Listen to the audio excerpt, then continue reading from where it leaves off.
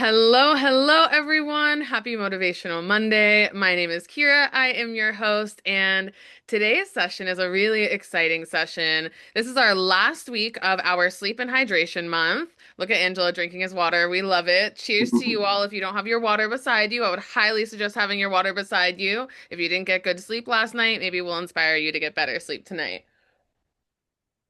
So cheers to that, cheers to you, and cheers to the last week of our sleep and hydration month. We have this session today, which is all about the ancient history of sleep, because we wanted to kind of take you back into what the history of sleep has looked like, how it's changed, how biologically maybe we haven't changed, but socially we've changed, and also how we can learn from the past in our modern world and what's going to support us best. On Wednesday, we have our deep dive session, which happens once a month, the last Wednesday of the month. We take the main topic and we dive deep into it. So, Alvaro and I will be looking at sleep and hydration from a neuroscience perspective on Wednesday. Nice, fun little deep dive. It's going to inspire you a lot. And then on Thursday, we have our deep dive mentorship, which is our live Q&A mentorship session. So, for those of you who are still learning what we do at Life Guides, we offer a couple of different levels of things, but the first level is we host our events on a weekly and monthly basis. And then we also, the second thing is we've got guides like the wonderful Angelo up above, where they help you and take you through your own journey of how you want to be guided through life. So whether it's with sleep or hydration or meditation, or maybe you're looking to have thriving relationships, or maybe you're looking to fix your financial well-being, our guides can help you because we believe that mentorship is at the forefront of how we grow as humans because truthfully, we cannot do it alone.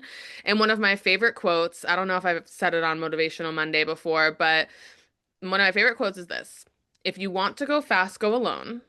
If you want to go far, go together. And I think a lot of the times we have a lone wolf mentality. You can drop 111 in the chat if you have that mentality and you're like, I know exactly what that feels like. But we forget that we are a social species. We need other people to thrive. And I don't know about you, but I think there are times when I want to just be incredibly focused on me and what I can do for myself. And I forget that there are other people out there who want to help and grow too. So that's my little plug for Life Guides. This is a benefit that you have free through your employer. You get access to all of our events for free, and you get access to all of our guides for free as well. So I'm dropping our link tree in the chat. This is where you're going to find the recordings for all of our sessions, all of our registration links for the three events that I just mentioned that are happening this week.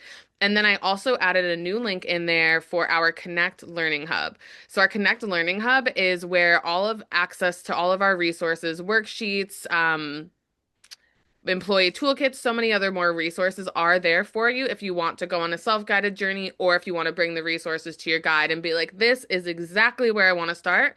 We've created that for you. So, without further ado, we are going to get right into today's conversation. We have Angelo here, and he is one of our new guides that's never been showcased on Motivational Monday. So, yes, this is the first time for us. I'm so excited. And Yay. Angelo, we're so happy to have you. Let me tell them your superpower, and then I want you to tell us a little bit more about today's conversation and where we're Yeah, going. awesome. Thank you. So, Angelo's journey has taught him that healing isn't about fixing yourself, it's about remembering who you are. He's here to hold space, offer holistic tools, and help you feel grounded, empowered, and truly seen. He holistically guides others towards radiant health and lasting inner peace. So, I am dropping Angelo's Life Guides profile in the chat if you want to learn more about him and maybe how he can support you. His link is in the chat for you now. And, Angelo, can you take us into a little bit of an introduction on today's conversation?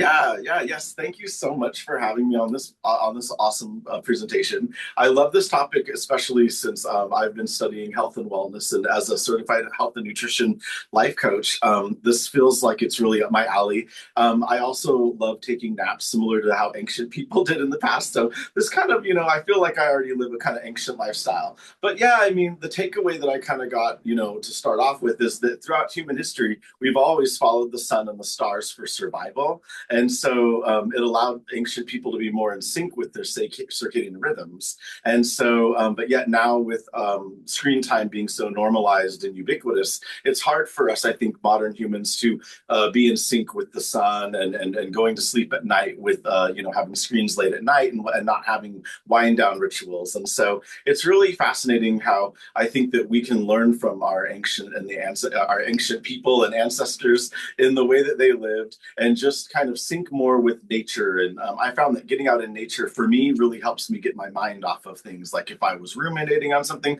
I can go to bed at ease if I had been outside that day. Just doing a little stretching, yoga, walking, and getting some vitamin D, some sun on your face, some fresh air has really helped me. And so I always try to inspire others through, modeling that. So, and yeah, and so yeah. And what would you say about ancient cultures? What was your take on that? So for me, it's so interesting hearing you talk about being in nature Yeah, and hearing you talk about breathing and yoga and being in nature because I feel like all of those are ways to find rest, which maybe this is a similar conversation. We hadn't even talked about this part of the topic, but in our culture, we don't really in America at the very least, we don't prioritize rest and nor do we prioritize sleep. And I feel like those are go hand in hand. So I love that you just brought that puzzle piece together of like maybe it's important for us to develop a culture of rest for ourselves even outside of our sleeping times. And getting outside is such a huge important piece of that. And we talked, it's been really interesting. I did a lot of research, a lot of studying for this conversation because I was super curious about what the ancients have done and what the whole entire sleep cycle has been throughout generations and eons and all of it. And what was really interesting to see, I was on the harvard.edu website and I was reading some things, and I'm going to drop in the articles in the chat for those of you who are listening. But over time, our sleep patterns and our ideas about sleep have changed, but our biological needs for sleep haven't changed. And it's been incredibly interesting because in every culture, in every generation, in every time, there have been sleep rituals, sleep expectations, and sleep being at the forefront of our lives. It takes up about a third of our lives. And unfortunately, in the modern day, we don't want it to take up that much of our lives. And the fact is, we don't fully have a choice in that. And if we want to live our best lives, then we have to do a little bit better and learn from the ancients. So yeah, what's really cool in so much of the ancient history, I'm going to drop in and tell you guys so many of the details. So cavemen did not sleep for a full 8 hours straight. Sleeping for an extended period of time actually came later on in life when we started walking more upright, when we started having access to a little bit more. But cavemen did fall asleep with the sun setting. They did wake up with the sun rising. And then in those hours of sleep, they slept for maybe 2 or 3 hours at a time. Then they had to get up, they had to assess their surroundings, they needed to make sure that they were safe. There was probably someone on guard if they had like a larger family. yeah, And then also they had to tend to their fire as well. So they couldn't be asleep throughout the entire night. In When we start looking at the Romans and the Greeks, they had powerful deities to represent sleep, and they showed that sleep was an incredibly important part of their culture. And having such a large deity showed, hey, we have a reverence for sleep and we understand its significance. Now, yeah. this is some of the science I started diving into, and we're going to talk about circadian rhythm today. But the first known account, and I don't like my brain fathoming this timeline is so crazy. The first known account of circadian rhythm was in 400 BC by Wow. Alexander the Great's scribe. And they looked at nature and they looked at how plants opened up with the sun and how plants closed up with the nighttime. And that's when the circadian rhythm started getting just having an understanding. So, what the circadian rhythm is it's this natural internal biological clock that represents that repeats itself every 24 hours. So we have that. We wake up, we go about our days, we release certain hormones at certain points of the day, we go to sleep, and we repeat that cycle. Now, the last thing before we start diving more into the actual circadian rhythm is Our lives have changed since the invention of the light bulb and the Industrial Revolution. So, up until maybe 140-ish years ago, we we couldn't do much without light. If we didn't have light, we had to go to sleep. Candlelight still produces melatonin in our body because it's reflective of a natural source. But once we started having lights on, it changed the way that we lived our world. We could all of a sudden work at night. We could all of a sudden do projects at night. We could have light on 24/7 when that was never, ever, ever a possibility. So, what the consequence of that is that people can sleep less. And we see that in our culture. People sleep so much less. It doesn't mean just because we can sleep less because we have more light does not mean that the body can handle that.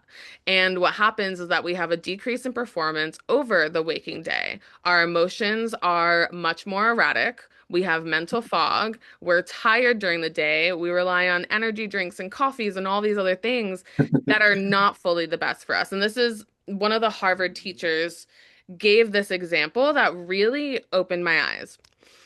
Back before the light was invented, if you were up above, let's pretend that you were flying in a plane, but you wouldn't have before light. But imagine if you were up above looking down on a big city. Before the light bulb was invented, you wouldn't see a city lit up at night. So people were sleeping. There were not activities happening during the night, and you could see that based on the light. But now, if you see the aerial view of a city, it is lit up, and that shows that we still run obviously on a 24-hour clock, but our sleep does not match that anymore. So having these Right. conversations with how the ancients looked at sleep, what we can start to do in our modern world. Angelo, how do we get in better sync with the circadian rhythm, understanding the world that we're in now, things have Right. changed, and how we can do a little bit better to support our body's basic needs?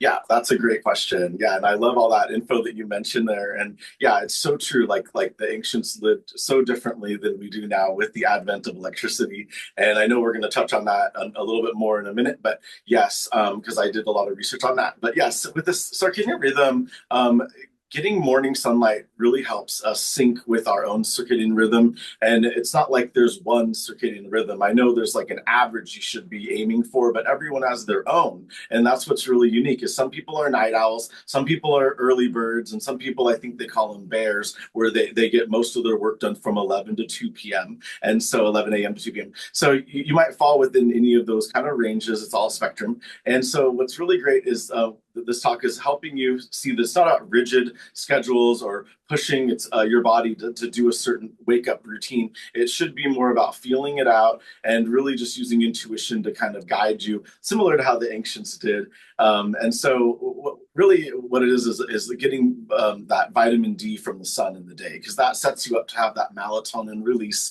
later on at night, so you can get some good Z's and you're not still wound up. And also having a nice little bedtime ritual where you're not having a lot of bright lights, or if you do have your phone, which I know we all do, put it to night mode or eye comfort mode, and your screens, like your TV, to as low brightness as possible or energy efficient mode. And I do that, and having some warm lights in the house, and like she was saying, candle lights help. And I have some fake candle lights, and those can kind of help too. It's like ambient amber lighting, and those can really help. And also I got a red light that has a daylight mode for if it's gloomy where I live up in Seattle. And I just got it during, you inspired me, this presentation. So it's really been helping me on the gloomy days to turn on it matches the spectrum of the day of the sunlight. And so you can turn that on, have it next to you while you're working, and then at night you turn it on red light. And if you don't want to get that, you can even just put one red light in one lamp, and they're like $10, and that kind of creates that infrared like sunset.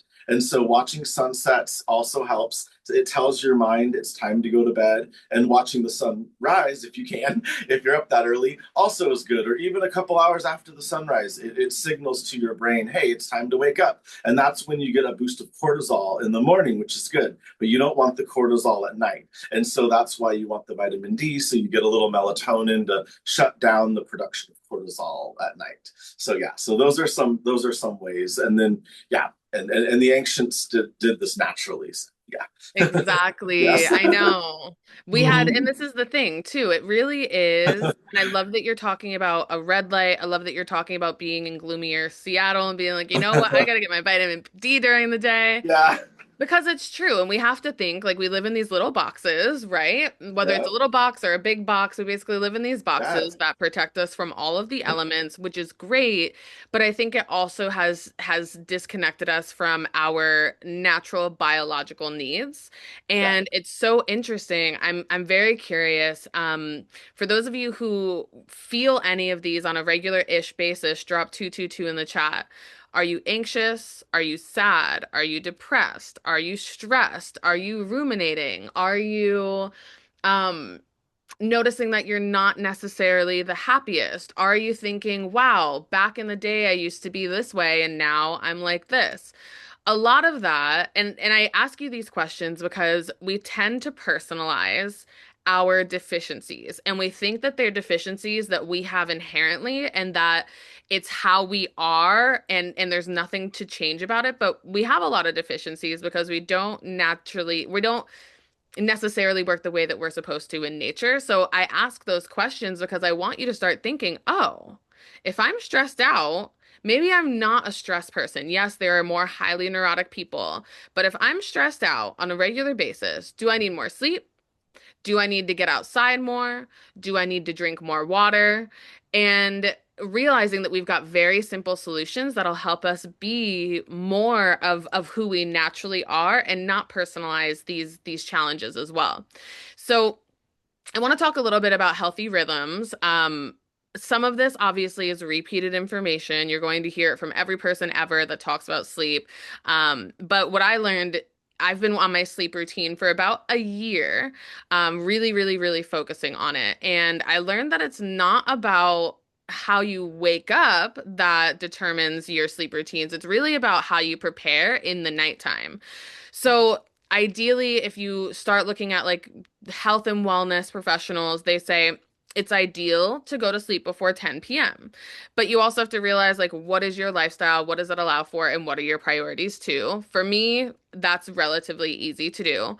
Not eating heavy meals late at night is really important. If you can have your last heavy meal like 2 hours before bed, that's incredibly important. I love a snack right before bed though. I really do. So I'll eat fruit because fruit digests in the system a lot faster. It's a lot of watery content.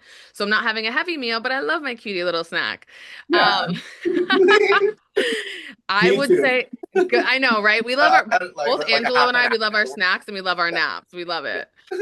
Yes. I would say turn your electronics off well before bedtime.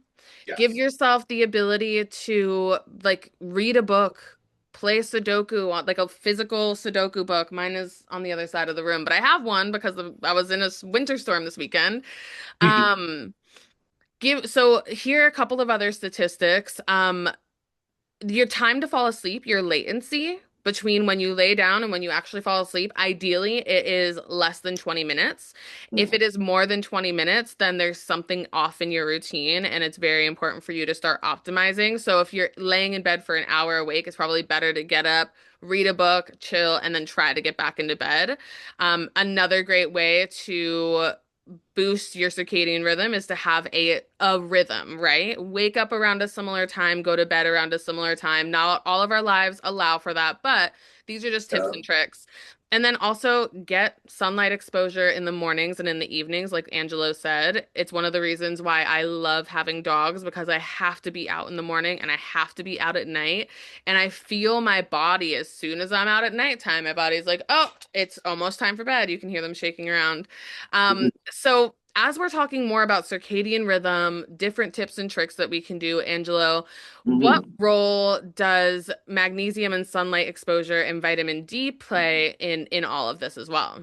Oh, yes. Good question. Yeah, I kind of touched a little bit, but really it's important because I think that we forget that magnesium, we don't get enough of it. And a lot of it, would come from like sweet potatoes and leafy greens. And it's not something that we maybe eat enough in our diet. So you can supplement with it, but you got to be careful. I was just reading and watching a video on YouTube about how some people can't have magnesium or certain kinds of magnesium supplementation because it can be too strong and cause fainting or heart issues. So you got to, check with your doctor, of course, with everything we talk about here. But you can do this naturally too with diet or getting some sun. But if you're going to supplement, it can really help. I've actually been taking an ashwagandha magnesium, like you mentioned in the last one, and it's really been helpful. It was funny because I bought it that same week. And then when you mentioned, I was like, I just bought something and it was called something Calm. And it's not the same brand as Calm, but it's something similar. But yeah, and it has L-theanine, and yeah, and so magnesium. But when I first took it, it was very powerful, so you got to be careful. But yeah, so basically sunlight exposure in the morning is really good.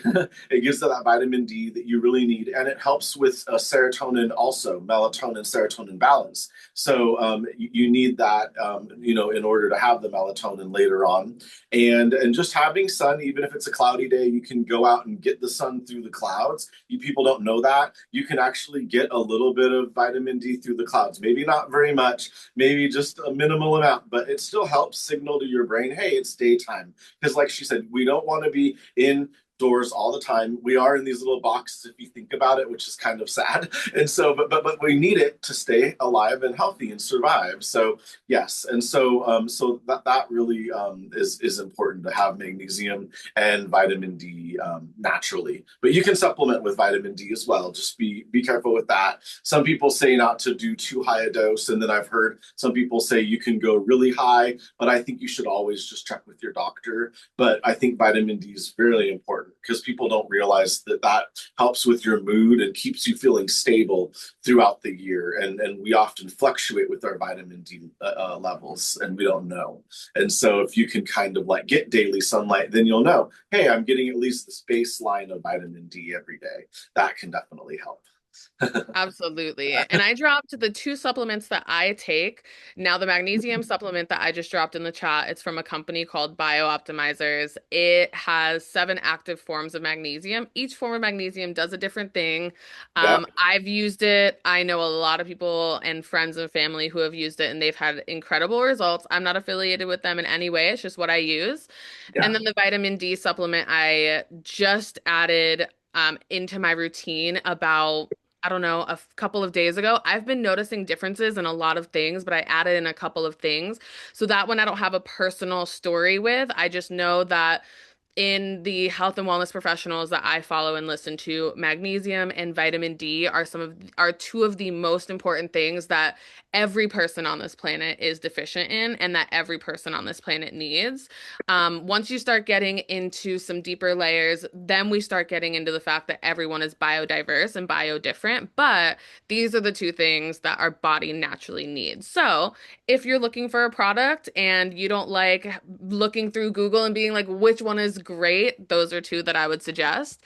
And I want to drop some sleep statistics for you all to understand what's happening. And we started with the conversation about the ancient history of sleep because as Angelo said, being out in nature really does change us and it changes our biological structure and how we operate in this world.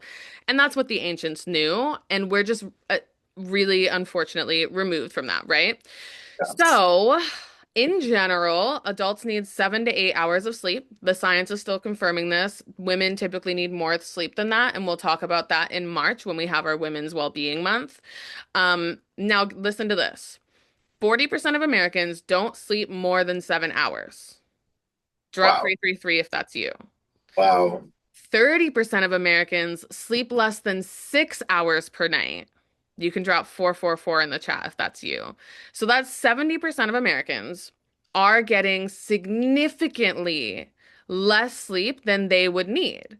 And we're stressed and we're ruminating and our lives look the same as it did before and we're not understanding why things aren't changing. We don't have the energy to. If you Yeah. are not getting sleep, you do not have the energy to make good, whole, satisfactory, robust decisions that will support your life. Exactly what Natasha said. You are in survival mode. This is Yeah. the most answered question in the chat. All of you, most of us are not getting enough sleep. So, and this is the thing to say, without electricity, people would not be awake at night. Very, very, very few people, because there's no activities that we could do at night without a light bulb. So, Right. start to think about that and maybe just like bring a candle into your room and be like, what can I actually do after 9 p.m.? Not much. So, as we're coming into closing out this session, Angelo, I think Yeah. one of the things that I love that you wanted to talk about when we were setting up this session is I want you to teach us a little bit more about how to have a reverence for sleep, because I think that's the missing link is realizing how important sleep is and allowing it to be a ritual and something that matters and something that feels good and something that we hold sacred. Oh yeah, yeah. No, that's so important. Yes. And like you mentioned about the ancients, I mean, they really did do that. They yeah. And so yeah, so to have a reverence for sleep, I think that beyond routines and tools, sleep is really about our relationship with it. And our culture that glorifies being busy and exhausted all the time, doesn't align with that. And so reclaiming reverence for sleep really becomes a radical act of self-care when we shift how we think about sleep, and meeting it with kindness instead of pressure. The nervous system often responds in powerful ways. So, honoring sleep isn't weakness or laziness, it's wisdom, and learning to trust rest again can change how we show up in every area of our lives. And so I think that's really powerful. And like you said, the ancients they had to improvise, and so they would have to go to bed when the sun set, and then do some chores maybe if they could, if they could afford candlelight, and then they would go back to bed. And so it was very different from where we are probably on our phones off and on throughout the night, and then and tossing and turning, and like she said in the chat, that we are in fight or flight mode too often. And so to get that parasympathetic nervous system kicking back in, which is the rest and digest opposite of fight or flight, you want to be out in sun. You want to get a little bit of exercise. You want to walk your dogs in the morning and evening. You don't want to take an exercise too soon before bed. You want to do it more in the afternoon or morning so that you have, time to wind down. But yeah, having a little bit of a little wind down ritual, like Kira said, I think can really offer yourself reverence for sleep, because it proves to yourself that you care about it, and you're going to take some time out of your day to put away the phone. You're going to maybe sit and think at the edge of your bed about your day, or maybe not about the day, and maybe just meditate and breathe for 5 minutes. And finding time to slow down, I think, is really important. And finding time for laughter, like time to pet your pets and cuddle with your loved ones and play with your kids and do all the things that life is about. I think that sometimes we get stuck in doom scrolling, or we get stuck in work, or we get stuck in worrying about, are we getting enough sleep, or maybe we're not hacking our sleep the right way with our aura rings. But really it's about not pressuring yourself, and just being okay with the way things are, and fine tuning and tweaking it, and using your intuition to guide you. Because I think it's far too often that we pressure ourselves and have shame around sleep, rather than allowing ourselves to have a good relationship with sleep. So I think that's the final takeaway for me, is that you So don't want to beautiful. shame yourself about not getting too much sleep. Just say, well, today's a new day. I'm going to try to get better sleep this time. And it's never too late to try again. So, And Angelo is one of our guides at Life Guides, and he specializes in helping people optimize their sleep. So I'm going to drop his profile in the chat once more so that if you're interested in everything that he said, his energy, what he brought to the table, hopefully it will help you.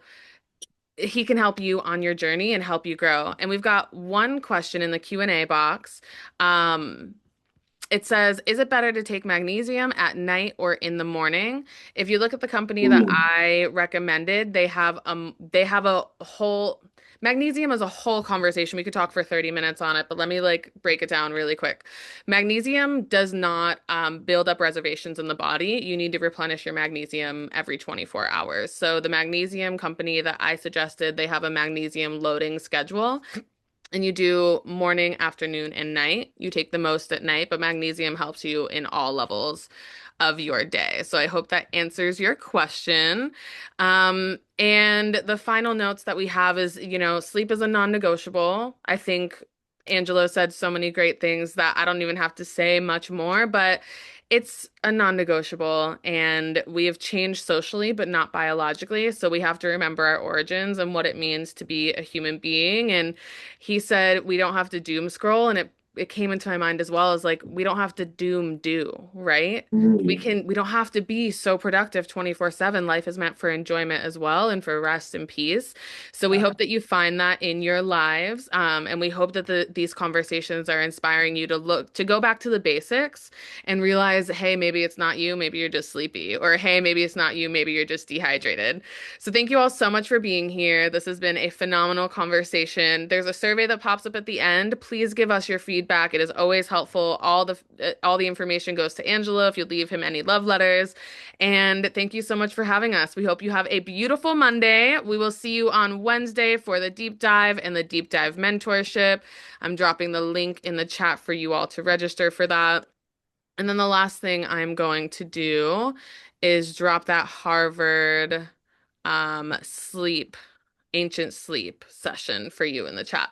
Okay, everyone. Well, it is officially our time. Thank you so much for having us. We hope you have a wonderful week, and we will see you soon. Bye, everyone.